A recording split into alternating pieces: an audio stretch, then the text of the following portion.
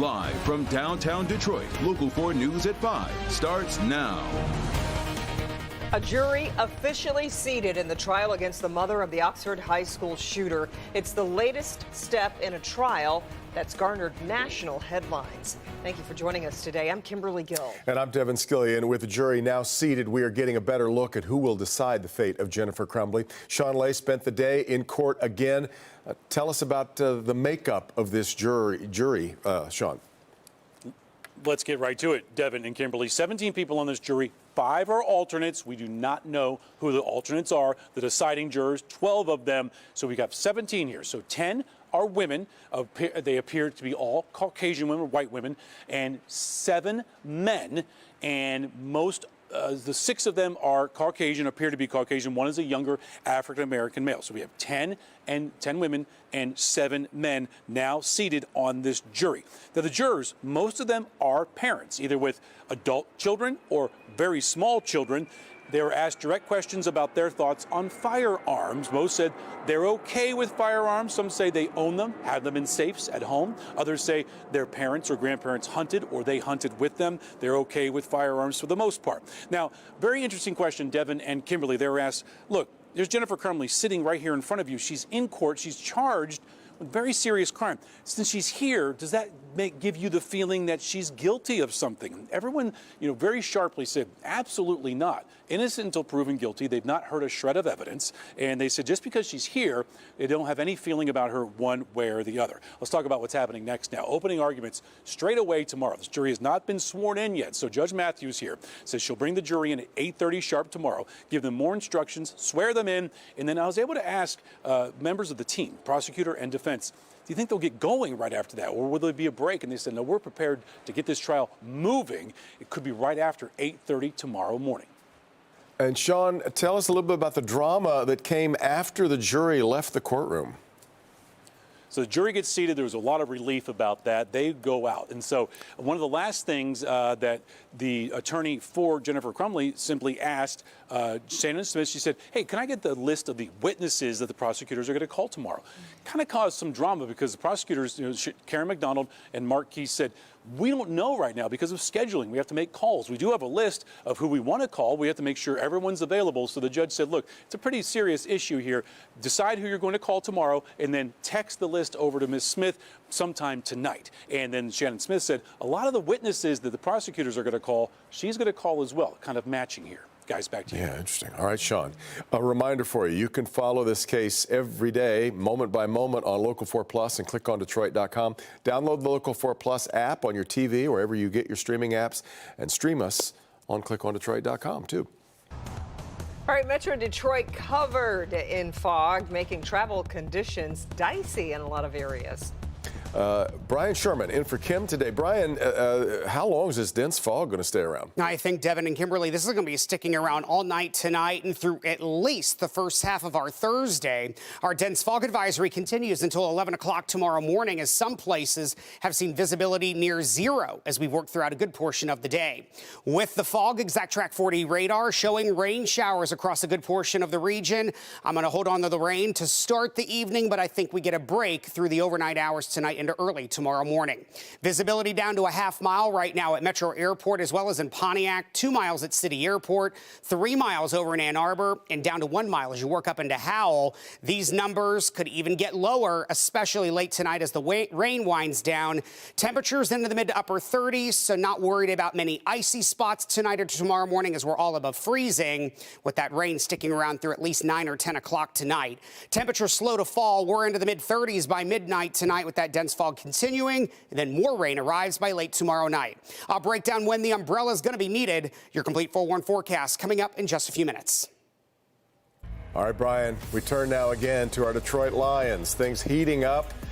How's your patience? The NFC Championship game is now 4 days away. And Bernie's here with us now. The hype is like nothing we've seen before with this team, Bernie. Well, you haven't seen a team like this in 100 or 30-some years, I know.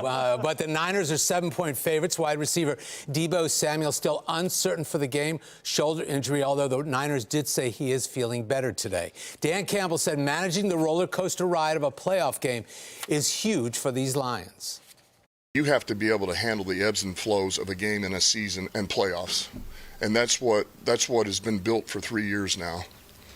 And so that's what gives me faith. Look, there's going to be things that are going to happen in this game that it's going to look like it's out of control. And it's not going to go well for us. And as long as we just play the next play, it'll turn. It's funny how you listen to him and you go, oh, okay, I guess that makes sense. Makes total sense. Not going well, but it'll turn. One more play. Yeah, interesting. Very interesting. Yeah. All right, Bernie. Did you say Super Bowl? Because here's Teddy, the latest batch of adorable My Picks sent in by Lions fans. Look at him. He's kind of looking like Super Bowl. Playoffs. A lot of pets keep getting into the fun. You'd be surprised the variety of gear that we're seeing for animals. Lucy here with some Honolulu blue leg warmers.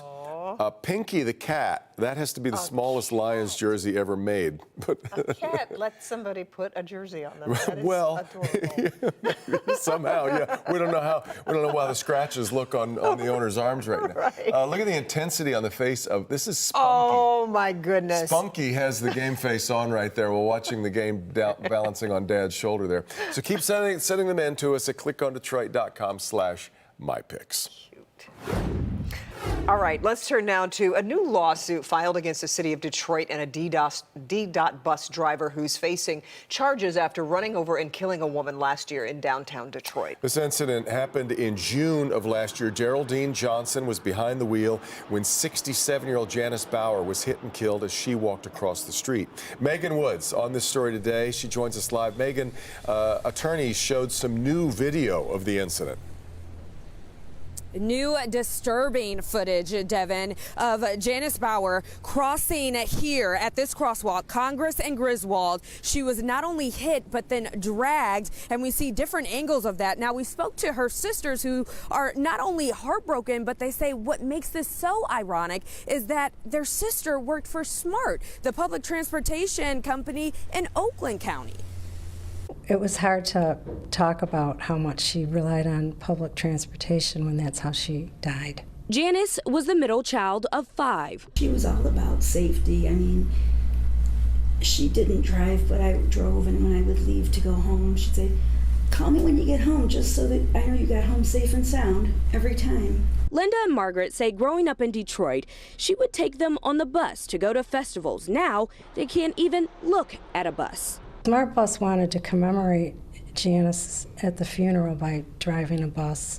They have a special bus, and they were going to bring it to the service, and I asked them not to. When they learned the driver of the D-Dot bus, Geraldine Johnson, was involved in 7 other crashes, including one that killed Joey Davis, we thought we need to do something because that wasn't enough to make a change. They hired attorney Heather Atnip. Every weekend we have a game.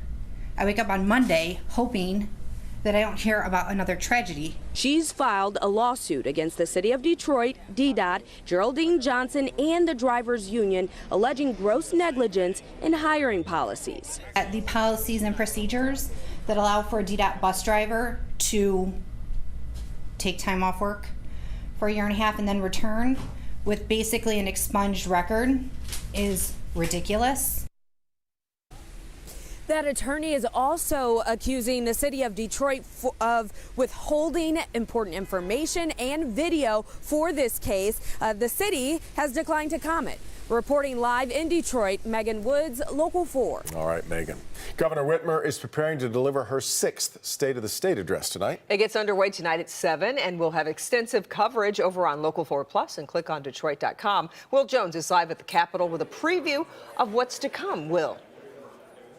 Hi, Kimberly and Devin. One big policy item is free community college tuition for Michigan high school graduates. Whitmer gave a preview of this policy proposal on social media, saying on average it will save Michiganders $4,000 as they earn their associate's degree. And she's not only going to use her State of the State to look toward the future, she's also going to reflect on the past. Well, the state has some, bad news in terms of income growth and things like that. Whitmer can credibly say that she got a lot done on her agenda last year. Keep in mind, in 2023, the Dems control both chambers, but right now the House is evenly split until a special election that is set for April. Again, the State of the State gets underway at 7 o'clock tonight. We're live in Lansing. Will Jones, Local 4. Okay, Will, and Michigan's Republican Party is already pushing back ahead of tonight's speech. In a press conference this afternoon, Senate Minority Leader Eric Nesbitt pointed to issues he has with reforms to the state's Income Tax Act, also adding the governor is focused on the wrong things. As we start the year this year with Governor Whitmer's income tax increase that increases taxes on every working family in the state and every small business in the state, let's look at ways at fixing our roads, fixing our bridges, reforming education to have accountability and choice within the system, and trying to grow the economy. We'll have live coverage of the governor's address tonight on Local 4 Plus and online at clickondetroit.com. Again, that starts at 7.